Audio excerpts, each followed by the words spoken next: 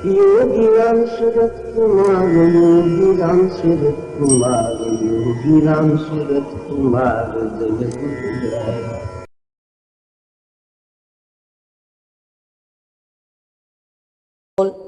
இப்பொழுதுதான் ஆரம்பமாக தொடங்கியிருக்கும் இந்த நாளை பகவானுடைய திவ்யமங்கள நாமத்தினால் நிரப்புவோம். எத்தனை நாமம் சொல்ல முடிகிறதோ, எதை பற்றியும் கவலைப்படாமல் இந்த நாமத்தை முடிந்த அளவிற்கு சொல்லி வருவதனால் பெரும் நன்மைகள் கிட்டும். அதோடு கையில் விழும் வேலைகளை எல்லாம் அவருடைய அவருடைய கைகளில் நான் கருவியாக இருந்து செயல்படுகிறேன், அவர்தான் என்னை இயக்குவிக்கிறார் என்ற நினைப்போடு ஒவ்வொரு செயலையும் செய்து வந்தோமானால் அந்த ஒவ்வொரு செயலும் அவருக்கு அர்ப்பணமாகிவிடும். அதாவது சேவா தாமரையாக அவருடைய திருப்பாத தாமரைகளை சமர்ப்பிப்போம். இது தவிர வேறு செய்வதற்கு என்ன இருக்கிறது? நம்முடைய பகவான் இவ்வளவு பெரிய பிரம்மாண்டமான ஒரு ஆசிரமத்தை கட்டியிருக்கிறார். ஆசிரமமே வேண்டாம் என்று ஒதுங்கி போனவர், கூட்டத்தை கண்டால் எழுந்து ஓடி போனவர், பிறகு சம்மதித்து தன்னுடைய பக்தர்களுக்கு ஒரு இடம் வேண்டும், அந்த இடத்தில் தன்னை வழிபாடு செய்ய வேண்டும், அந்த இடத்தில் தான் நிரந்தரமாக இருக்க வேண்டும் என்ற பெரும் கருணையோடு இந்த ஆசிரமத்தை நமக்கு ஏற்படுத்தி கொடுத்திருக்கிறார். நாம் எல்லோரும் சொல்கிறோம், சில சமயம் நான் கேட்பேன், ஏன் வரவே இல்லை? ஏன் எங்கள் வீட்டிலும் தான் பகவான் இருக்கிறாரே, பகவான் இல்லாத இடம் எது? இது பகவானுக்கு தெரியாதா? தெரிந்துதானே பகவான் தனக்கென்று ஒரு ஆசிரமத்தை வைத்து இங்கு வர வேண்டும், இங்கு வழிபாடு செய்ய வேண்டும் என்று இந்த இடத்தை நமக்கு கொடுத்திருக்கிறார். நமக்கு தெரிந்த பகவான் அவர்தான் எங்கும் இருக்கிறாரே, இருக்கும் இடத்திலேயே நான் வழிபட்டுக் கொள்கிறேன் என்று நாமே சொல்லும் பொழுது அவருக்கு அது தெரியாதா? ஆயினும் ஏன் அவர் இந்த ஆசிரமத்தை அமைத்திருக்கிறார்? ஒவ்வொரு ஊரிலும் ஏதோ ஒரு சத்சங்க சமிதி அல்லது கோவில் என்று கட்டி கொடுத்திருக்கிறார். அங்குள்ளவர்கள், அங்கு வருபவர்கள் எல்லாம் அந்த இடத்தை அடைந்து சிறப்பாக வழிபாடு செய்ய வேண்டும். அந்த இடங்களில் எல்லாம் சிறப்பாக குடிகொண்டு இருக்கிறார். ஆக இந்த ஆசிரமத்தில் பகவான் நடக்காத இடமே கிடையாது, கால் வைக்காத இடமே கிடையாது. அது தவிர தன்னுடைய மகா சமாதியில் நிரந்தரமாக ஒரு ஒளி வெள்ளமாக, ஒரு பெரும் சக்தியாக, ஆற்றலாக குடிகொண்டிருக்கிறார். அது மட்டுமல்ல, நமக்கு எப்பொழுதும் ஒரு உருவம் வேண்டும், ஒரு நாமம் வேண்டும் என்ற நிலையில் தன்னை ஒரு மூர்த்தியாகவும் வடித்து அவரே வைத்திருக்கிறார். அவருடைய நாமம் நமக்கு எப்பொழுதும் அவரை நம்மிடம் தக்க வைப்பதற்கு உதவுகிறது. பகவான் சொல்வார், இந்த பிச்சைக்காரன் அழைக்காமல் உங்களால் இந்த ஆசிரமத்திற்குள் நுழையவே முடியாது. அப்படி நுழைந்து விட்டால் யாரும் வெறும் கையோடு திரும்பி போவதில்லை. இந்த ஆசிரமத்தில் இருக்கும் ஒவ்வொரு நிமிடமும் அவர்கள் மேல் என் தந்தையினுடைய ஆசீர்வாதங்கள் மழையாக விழுந்து கொண்டிருக்கின்றன. இதை அவர்கள் உணர்ந்தாலும் சரி, உணராவிட்டாலும் சரி, சத்தியம். அப்படி என்றால் இந்த ஆசிரமத்தில் வெறும் அவருடைய உடல் மட்டும்தான் இருக்கிறதா? அவர் சொன்ன வார்த்தைகளில் உயிர் இல்லையா? நம்முடைய பகவான் இங்கே நிற்கிறாரே, அவரே பிரதிஷ்டை செய்து, அவரே பிராண பிரதிஷ்டை செய்து, அவரே சுற்றி வந்து வழிபட்ட மூர்த்தி அது. அது வெறும் உடல் மட்டும்தானா?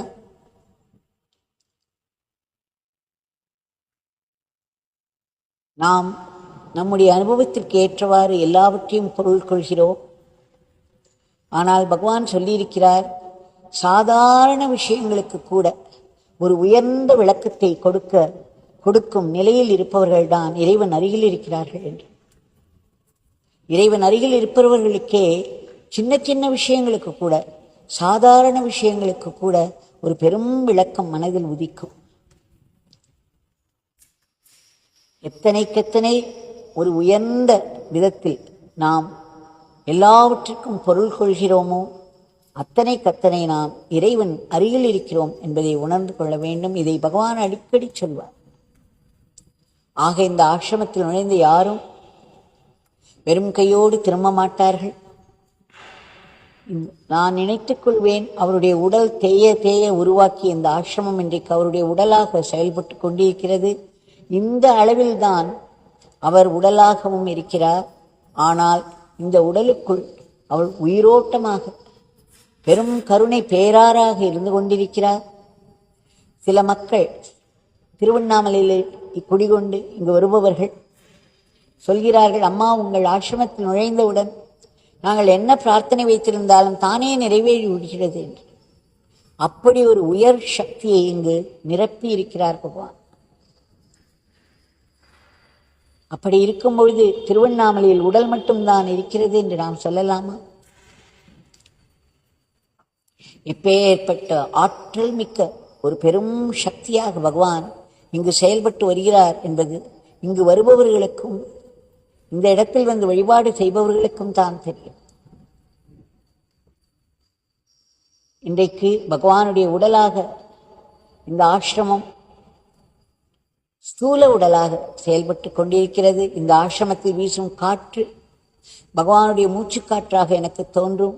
இங்கே இருக்கும் இந்த பச்சை நிற தாவரங்கள் அவருடைய பச்சை நிற சால்வையாக தோன்றும். இந்த ஆசிரமத்தில் விளையும் ஒரு காய்கறியினுடைய தோலை கூட விடக்கூடாது என்று சொல்வார் பகவான். ஆசிரம பூமியில் விளைந்தது தேவிக்கு, இதை நாம் சாப்பிடுவோம் என்பார். இதை பக்குவம் செய்து சாப்பிடுவோம் என்பார். அந்த தோலியை கூட வெளியே தூக்கி போட அவருக்கு மனசு வராது. என்னுடைய தந்தை இந்த ஆசிரமத்தை அவருடைய பெரும் சக்தியினால் நிரப்பி வைத்திருக்கிறார். என் தந்தை இங்கு உயிரோட்டமாயிருக்கிறார் என்றெல்லாம் சொல்வார். அந்த தந்தை யார்? நம்முடைய தந்தையாக இருக்கும் நம்முடைய பகவான் தானே. இதோ அவருடைய மூர்த்தி இருக்கிறது. அவருடைய உதடுகளில் மிக அழகானது ஒரு புன்னகை விளையாடுகிறது. இது அருகில் சென்று பார்ப்பவர்களுக்குத்தான் தெரியும். நம்மை மயக்கும் புன்னகை அது. ஆனால் அதே சமயம் அவருடைய இரு கண்களும் மேல் நோக்கி இருக்கும், பிரம்மரந்திரத்தில் லைத்திருக்கும். இது ஒரு சமாதி நிலை. அந்த ஆழ்ந்த சமாதியில் ஒருவர் இருக்கிறார் என்றால் அந்த இடத்தில் இறைவன் மட்டுமே இருக்கிறார்.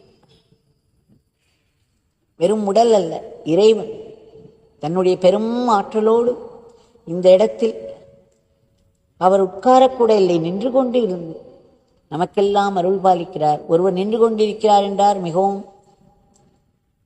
கவனத்தோடு இருக்கிறார் என்ற அர்த்தம், அலர்ட்டாக இருக்கிறார் என்ற அர்த்தம்.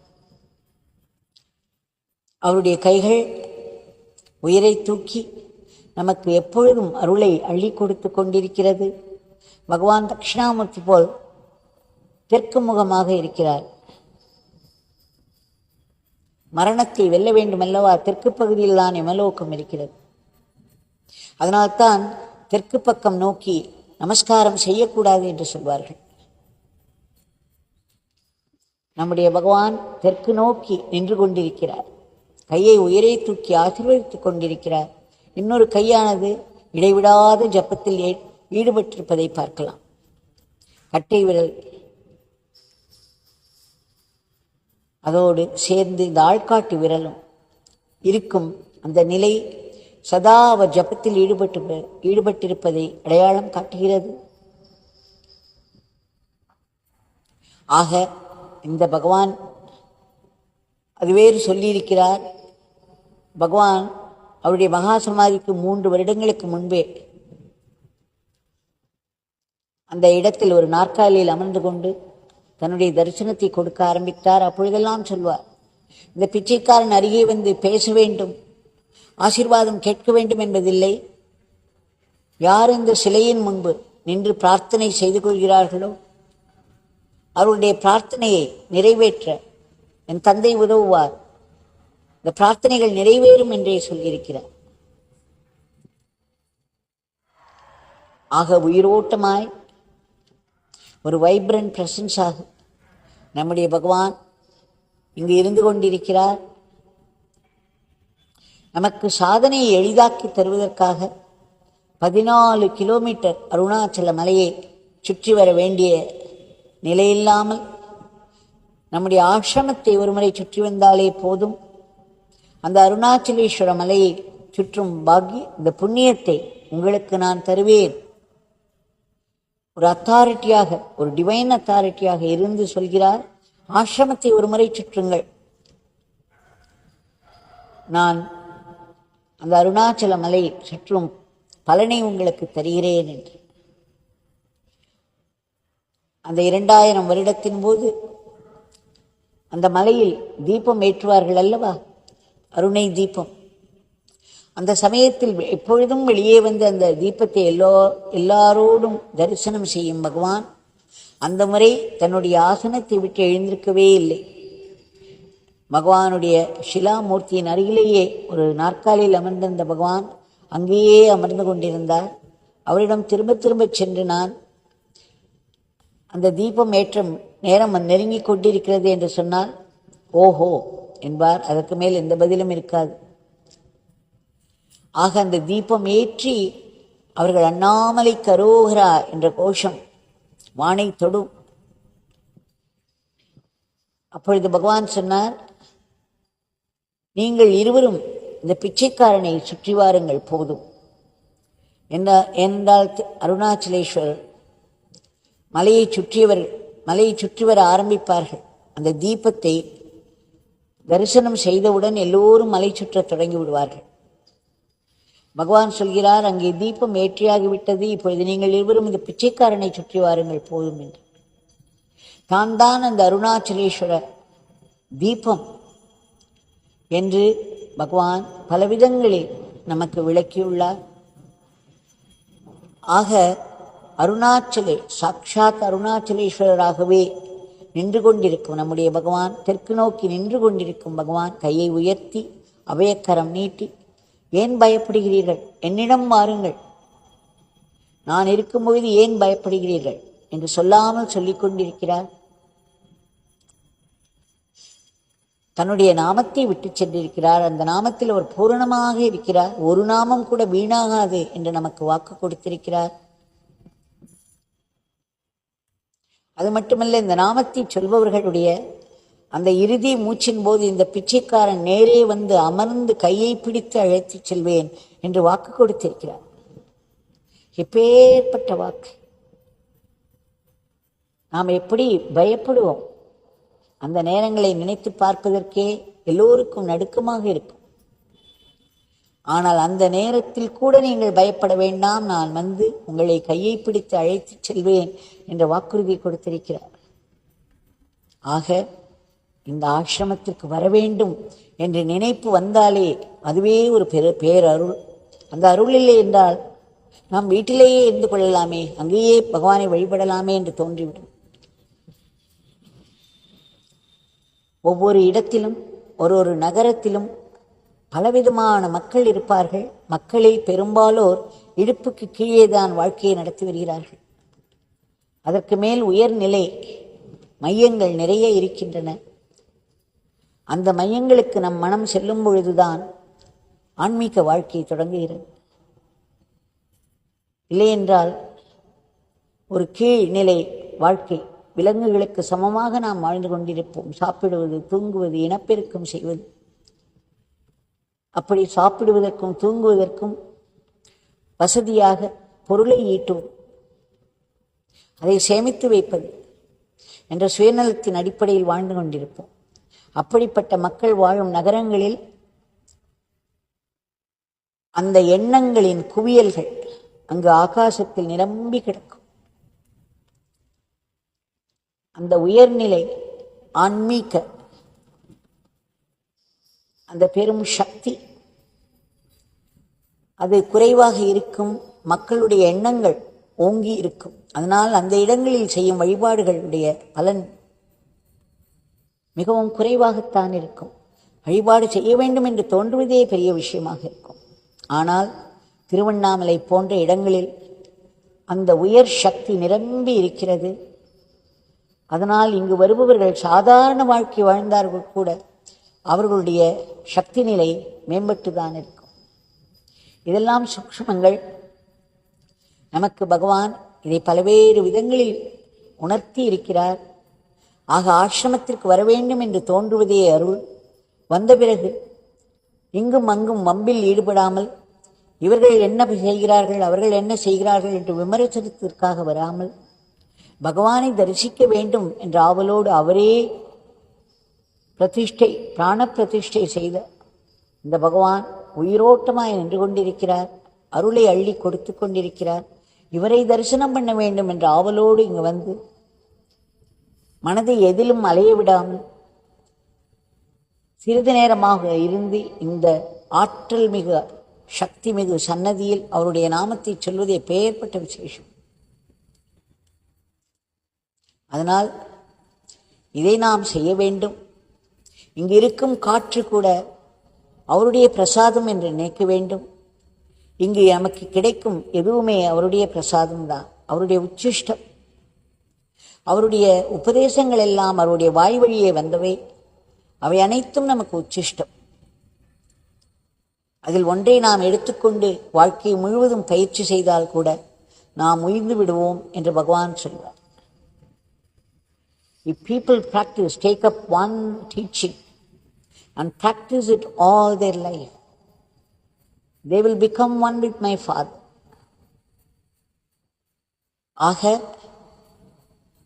இதையெல்லாம் பெரும் அருள் என்று நாம் கொண்டாடி கொண்டாடி நன்றியோடு அவருடைய நாமத்தை சொல்லிக்கொண்டே இருத்தல்தான். இதைவிட ஒரு மேம்பட்ட நிலை தேவையில்லை. இதுவே நம்மை கரை சேர்த்துவிடும். நாம் அவரில் நம்முடைய பகவானுடைய அக்கண்ட ஸ்வரூபத்தில் கரைந்து நிற்போம். இன்றைய பிரார்த்தனை, பகவான் தங்களிடம் மீண்டும் மீண்டும் வேண்டிக் கொள்கிறோம். வேண்டிக் கொள்வது ஒன்றுதான் எங்களால் செய்ய முடியும். அதை கோட்டி கோட்டி முறை செய்கிறோம்.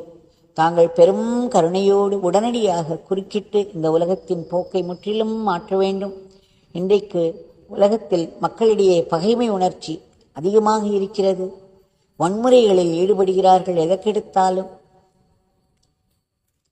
கேட்பதற்கே பதட்டமாக இருக்கிறது. இயற்கையின் சீற்றங்கள் வேறு எப்படி எப்படியோ நம்மை தாக்கிக் கொண்டிருக்கிறது. தாங்கள் இந்த பிரபஞ்சத்தின் நாயக்கன், தங்களிடம் மீண்டும் மீண்டும் வேண்டிக் கொள்கிறோம். இங்கு அமைதி, சமாதானம், ஒற்றுமை, நல்லொழுக்கம், கட்டுப்பாடு, நல்லிணக்கம் இவற்றை மக்களிடையே கொண்டு வந்து அவர்கள் ஒரு தார்மீக வாழ்க்கை இறைநினைப்போடு வாழ வேண்டும் என்று வேண்டிக் கொள்கிறோம். இல்லையென்றால் மனம் போன போக்கில் வாழத் தொடங்கி விடுவார்கள். அதற்கு ஒரு தத்துவத்தை கற்பித்துக் கொள்வார்கள். ஏற்கனவே நடந்து கொண்டிருக்கும் வன்முறை போர்கள் நீண்ட காலமாக இப்பொழுது ஆகிவிட்டது. பயங்கர விளைவுகளோடு இருக்கிறது. தங்களிடம் வேண்டிக் கொள்கிறோம், அவைகளையெல்லாம் தாங்கள் நிறுத்தி அமைதியும் சமாதானத்தையும் நிலவச் செய்ய வேண்டும். இந்த உலகத்திற்கே உங்களுடைய ஆசீர்வாதம் தேவையாக இருக்கிறது. எல்லா தேசங்களையும் தாங்கள் ஆசீர்வதித்து மக்கள் மனதில் பகையுணர்ச்சி எழாமல், போர் என்ற எண்ணமே எழாமல் பார்த்து கொள்ள வேண்டும் என்று வேண்டிக் கொள்கிறோம். திலும் திலும் என்று நம்மை தாக்கும் கொடிய நோய்கள், வன்முறை மிக்க இயற்கையின் சீற்றங்கள், கோர விபத்துக்கள் இவற்றையெல்லாம் தாங்கள் கட்டுக்குள் வைக்க வேண்டும். இவற்றிற்கு மேல் மக்கள் மனதிலேயும் அசூர எண்ணங்களை எல்லாம் தாங்கள் அழித்து உயர்ந்த சிந்தனைகளை கொடுக்க வேண்டும். இந்த உலகத்தில் எந்த நாட்டைச் சேர்ந்தவர்களாயினும் எந்த மதத்தை தழுவினவர்களாயினும் எல்லோரும் கர்ம விதிக்கு உட்பட்டவர்கள்தான். அவரவர்கள் செய்த செயல்களுக்கு ஏற்ற மாதிரி அவரவர்களுக்கு வினைப்பயன்கள் வருகின்றன. ஆக எல்லோருமே துன்பத்தினால் தாக்கப்படுகிறார்கள். இந்த கர்ம விதியானது மிகவும் துல்லியமாக செயல்படும், கடுமையாக செயல்படும். அவதாரங்களை கூட விட்டு வைக்காது. ஆக நமக்கு தண்டனையாக நாம் செய்த கெட்ட கர்மாக்கள் செயல்பட ஆரம்பிக்கும். அந்தந்த நேரத்தில் அதற்கு உரிய நேரத்தில் இது செயல்பட ஆரம்பிக்கும். இதை தாண்டுவதற்கு என்ன வழி? கொடிய துன்பத்தை அனுபவிக்கும் பொழுது நாம் என்ன செய்ய வேண்டும்? எப்படி இந்த துன்பத்திலிருந்து மீள்வது என்று மனம் தத்தளிக்கிறது. அதற்குத்தான் பகவான் அவருடைய திவ்யமங்கள நாமத்தை விட்டு சென்றிருக்கிறார். அவர் எங்கும் செல்லவில்லை. ஆன்மாவிற்கு போக்கும் இல்லை, வரவும் இல்லை. இருப்பு ஒன்றுதான், அது நிரந்தர இருப்பு. ஆக அவருடைய நாமத்தில் நிரந்தரமாக இருந்து கொண்டிருக்கிறார், பெரும் ஆற்றலோடு இருந்து கொண்டிருக்கிறார். அவருடைய நாமம் ஒன்றுதான் நமக்கு வழி. அந்த நாமத்தை சொல்லி சொல்லி அவருடைய கருணையையும் அவருடைய பேரன்பையும் நினைத்து வேண்டிக் கொள்வோம்.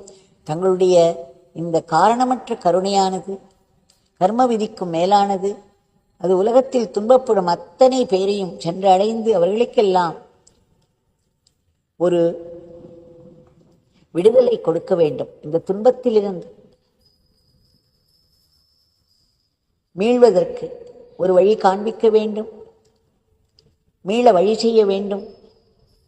சுயநலமின்றி மற்றவர்களுக்காக எப்பொழுதும் உழைத்துக் கொண்டிருக்கும் நல்ல ஆத்மாக்களை பழி பாவங்களிலிருந்து தாங்கள் காப்பாற்ற வேண்டும். நாட்டின் பொருளாதாரத்திற்கு ஒரு பெரிய ஏற்றத்தை தந்து நாடு பல துறைகளில் மிக சிறப்பாக முன்னேறி உன்னத நிலையில் விஸ்வகுருவாக இருந்து இந்த உலகத்தையே தர்மத்தின் வழியில் நடத்தி செல்ல வேண்டும். தாங்கள் இதை 23-24 வருடங்களுக்கு முன்பு மிகவும் திட்டவட்டமாக சொல்லியிருக்கிறீர்கள். இந்தியா எல்லா விதங்களிலும் எல்லா துறைகளிலும் மிக சிறந்த முறையில் முன்னேறி விஸ்வகுருவாக இருந்து உலக மேடையில் அதனுடைய குரல் ஒலிக்கும். இன்றைய வல்லரசுகள் எல்லாம் அதன் பின்னால் போகும் என்றெல்லாம் சொல்லியிருக்கிறீர்கள். அவைகளுடைய ஆரம்பங்களை எல்லாம் நாங்கள் பார்த்து கொண்டிருக்கிறோம். தங்களுடைய திவ்யமங்கள நாமத்தை நாங்கள் இடைவிடாது சொல்ல வேண்டும், ஆனந்தமாக சொல்ல வேண்டும். தங்களுடைய உபதேசங்களையும் லீலைகளையும் திரும்ப திரும்ப மனதிற்கு கொண்டு வந்து அவற்றையெல்லாம் ஆத்மசக்தியாக மாற்றிக்கொள்ள வேண்டும். தங்கள் கைகளிலே நாங்கள் சாத்வீக கருவிகளாக மட்டுமே இயங்க வேண்டும். தப்பித்தவரை கூட ராட்சச கருவிகளாக ஆகிவிடக்கூடாது. எங்களுடைய அன்றாட வாழ்க்கையை தாங்கள் ஆசீர்வதித்து அதை தங்களுக்கு அர்ப்பணமாக செய்ய வைக்க வேண்டும். மாயையின் பிடிக்குள் சிக்கிவிடக்கூடாது. தங்களுடைய பேரானந்த பிரம்மானந்த நிலை எங்களுக்கும் கிட்ட வேண்டும். அதற்கு எங்கள் மனம் முற்றிலும் தூய்மையாக வேண்டும் அல்லவா? அதில் இப்பொழுது ஆசா பாசங்கள் மண்டி கிடக்கின்றன.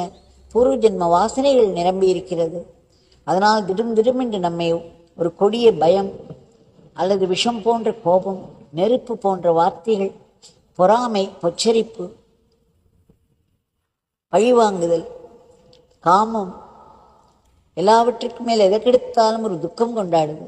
இப்படி எத்தனை நம்முடைய மனதை அலைக்கழித்து நம்மை ஒன்றுமில்லாமல் செய்து விடுகிறது. வாழ்க்கை மன உளைச்சலாக மாறி மருந்தாக மாறிவிடுகிறது. இந்த அவலம் நீங்குவதற்குத்தான் தாங்கள் சொல்லியிருக்கிறீர்கள். இறை நாமம் பெரும் ஆற்றல் கொண்டது, ஒரு பெரும் ஆயுதமானது. அது நம்முடைய கர்மாக்களை எல்லாம் அழித்து நம்முடைய மனதில் உள்ள வாசனைகளையும் அழித்து நம் மனதை தூய்மை செய்ய வல்லது என்று தங்களுடைய திவ்யமங்கள நாமத்தில் நாங்கள் அடைக்கலம் கொள்கிறோம். விரைவிலேயே எங்கள் மனங்கள் தூய்மையாக வேண்டும் என்று தங்களிடம் பிரார்த்தித்துக் கொள்கிறோம். இந்த உலகத்தில் நாங்கள் எங்கு இருந்தாலும், எந்த மூலையில் இருந்தாலும், எந்த வேலை நம் கையில் வந்து விழுந்தாலும் அவை அனைத்தும் தங்களுடைய வேலை மட்டுமே. தாங்கள் சொல்லியிருக்கிறீர்கள் அல்லவா, என் தந்தை ஒருவரையே நிலைத்து இருக்கிறார், வேறு எதுவும் இல்லை, எவரும் இல்லை. தங்களுடைய வேலைகளை நாங்கள் தங்களுடைய சேவையாக ஆனந்தமாக போட்டி பொறாமை பொச்சரிப்பின்றி செய்து அவற்றை ஆத்மசக்தியாக மாற்றிக்கொள்ள வேண்டும். வாழ்க்கை என்ன கொண்டு வந்து கொடுக்கிறதோ, சுகமோ துக்கமோ, அது தங்களிடமிருந்து வருவதனால் எங்களுடைய கர்ம வினைப்பயனாகவும் வருவதனால் ஒரு பெரும் தண்டனையாக நமக்கு தோற்றமளிக்கும். ஒரு கெட்ட கர்மாவானது பலன் கொடுக்க ஆரம்பிக்கும் பொழுது ஒரு பெரும் தண்டனையாக, ஒரு தீயாக நம்மை சுடும். ஆனால் அதுவும் இறைவனுடைய இச்சையினால் நடக்கிறது என்று இறைவனுடைய அந்த தொடர்பை நாம் நினைவு கொண்டோமானால் கண்டிப்பாக கடவுள் நமக்கு தீங்கு செய்ய மாட்டார். கடவுள் எது செய்தாலும் அது ஆசீர்வாதமாக மட்டும்தான் இருக்க முடியும் என்பதில் நாம் உறுதியாக இருந்தோமானால் அதிலிருந்து நமக்கு ஒரு பெரிய ஆன்மீக முன்னேற்றம் கிடைக்கும், பெரும் நன்மை கிடைக்கும், இறைவனிடம் நெருக்கம் கூடும். அப்படி பிடிவாதமாக அதை ஆசீர்வாதமாக பார்த்துவிட்டால் நிலைகுலைந்து போவோம், இறைவனை நொந்து கொள்வோம், மற்றவர்களை எல்லாம் வெறுப்புடன் நம்முடைய தோல்விகளுக்கு நீங்கள்தான் காரணம் என்று சுட்டிக்காட்டி இன்னும் நம்மை கீழ்நிலைப்படுத்திக் கொள்வோம். வாழ்க்கையின் துன்பங்கள் துயரங்கள் எல்லாம் நாம் வரவழைத்துக் கொள்வதுதான். யாருக்கு என்ன துன்பம் நாம் கொடுத்தாலும், யாருடைய கண்களில் நீர் வழியை செய்தாலும் அதற்கு நாம் பொறுப்பாகி விடுகிறோம். அந்த கண்ணீரை நாமும் சிந்த வேண்டும் என்பது கர்மவிதி. அதனால் ஜாக்கிரதையாக இருப்போம். முடிந்த அளவிற்கு நல்லதை பார்ப்போம், நல்லதையே பேசுவோம், நல்ல காரியங்களையே செய்ய முயற்சி செய்வோம். இந்த முயற்சி செய்தல் தான் தவம் என்று நம்முடைய பகவான் சொல்லியிருக்கிறார்.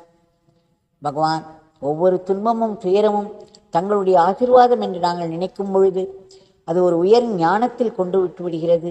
மனம் தூய்மையாகிறது. தாங்கள் எங்களை ஆசீர்வதித்து எப்பொழுதும் தங்களிடம் நன்றியோடு இருப்பதற்கு அருள் செய்ய வேண்டும். உலகத்தில் உள்ள ஜீவராசிகள் அனைத்திற்கும் தங்களுடைய கருணை கிட்டி அவைகளுக்கெல்லாம் ஒரு மேன்மை வர வேண்டும். இறுதியாக இந்த கொடிய பிறப்பு இறப்பு சுழலிருந்து நாங்கள் முற்றிலும் விடுபட வேண்டும். இதற்கு அடிப்படை காரணமாக இருக்கக்கூடிய அகம்பாவம், சுயநலம், அகங்காரம், நான், எனது என்ற ஆணவம், இதை தாங்கள் அழித்து ஆத்ம பாவத்தை ஓங்கச் செய்து மரணமில்லா பெருவாழ்வு எல்லோருக்கும் கிட்டுவதற்கு அருள் செய்ய வேண்டும் என்று ஆத்மாத்மாய் மீண்டும் மீண்டும் மீண்டும் வேண்டிக் கொள்கிறோம். வேண்டிக் கொண்டே இருப்போம். ஜெய் ராம்.